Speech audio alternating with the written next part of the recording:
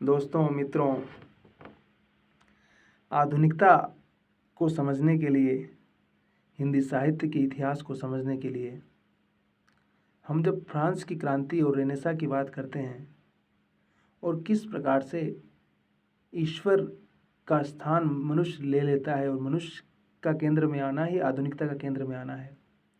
क्योंकि पहले हम सब कुछ धार्मिक चेतना के माध्यम से सब चीज़ों को देख रहे थे, लेकिन और हम कह रहे थे कि हमारा तो किस्मत ऐसा ही लिखा है उस ईश्वर ने, इसलिए हम ऐसे ही हैं।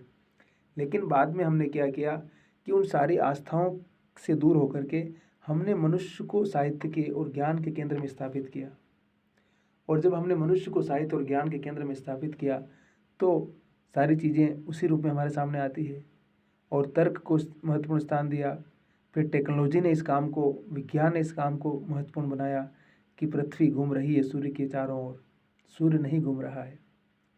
गैलीलियो ने सिद्धांत दिया, न्यूटन ने गुरुत्वाकर्षण का सिद्धांत दिया, ग्रेविटी का सिद्धांत कहा था। ग्रेविटी नहीं जानते आप? ग्रेविटी नीचे से फल नीचे ही क्यों जा रहा है? सेब का फल पे ऊपर से वो कहता है कि जब गिर रहा था तो बोलता है नीचे ही क्यों जा रहा है, ऊपर क्यों नहीं जा रहा है? तो क्या है कि इस धरती के अंदर खिंचाव है, इसीलिए हम सब लोग धरती पे चलते, नहीं तो हम भी तो हवा में उड़ सकते हैं ना। तो इस प्रकार की तमाम चीज़ें जब आने लगी तो उन सारी चीज़ों ने आधुनिक विचार को पुष्ट किया और मनुष्य ने एजुकेशन स्थापित करना जब शुरू किया और उसकी शिक्षा जब चलती रही तो उस शिक्षा के माध्यम से उसने बहुत सारी चीज़ों को समझा और उसकी शिक्षा ने ही उसको आगे बढ़ाने में अपना महत्वपूर्ण योगदान दिया। क्योंकि जब उसे ज्ञान प्राप्त हुआ तभी तो वो तमाम तरह के अंधविश्वासों से अपने आप को मुक्त करता है। जब तक उसे ज्ञान नहीं मिलेगा, जब वो ज्ञान ही नहीं प्राप्त करेगा तो अंधविश्वासों से अपने आप को मुक्त कैसे करेगा? तो चाहे हम महादेव वर्मा की बात करें जो श्रृंखला की कड़ियाँ किताब लिखती है, चाहे हम स्वामी विवेकानंद की बात करें, स्वामी विवेकानंद का साहित्य आप पढ़ेंगे ना तो आपकी दिमाग अपने आप खुलने लग जाएगा। वो कैसे आधुनिक विचारों को बड़ा ही साधारण भाषा में जन चेतना तक लेके जाते हैं और कहते हैं कि आधुनिक होने का मतलब ये नहीं कि मंदिर जाना सिर्फ वो उससे उस आस्था से नहीं है। आधुनिक होने का मतलब है कि आप अपने आस पड़ोस को देख सकें कि आपके पास में कोई भूखा आदमी बैठा है और आप भगवान के भजन किए जा रहे हैं, वो सब नहीं चलेगा।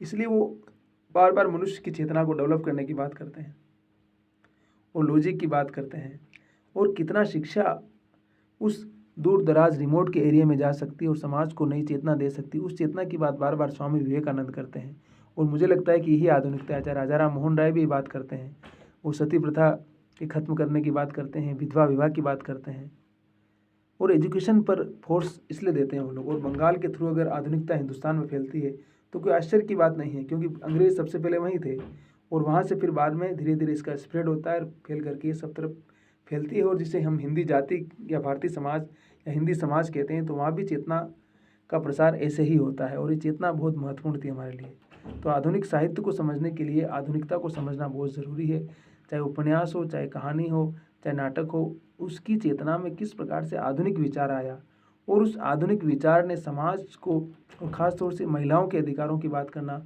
और समाज का वो तबका जो कि हमेशा शिक्षा से, तमाम तरह के अधिकारों से वंचित रहा, उसे कैसे सारे अधिकार मिले, वो कैसे एक सम्मानजनक जीवन जी सकता है, इस सवाल पर का जवाब खोजने की बात होने लगी।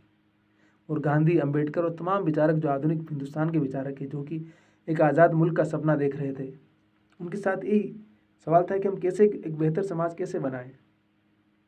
तमाम तरह की असहमतियों के बावजूद भी वो लोग साथ में आए और इस बात को एग्री किया कि हमें अगर इस चीज़ को समझना है तो हमें पहले बेसिक समस्या को समझना होगा।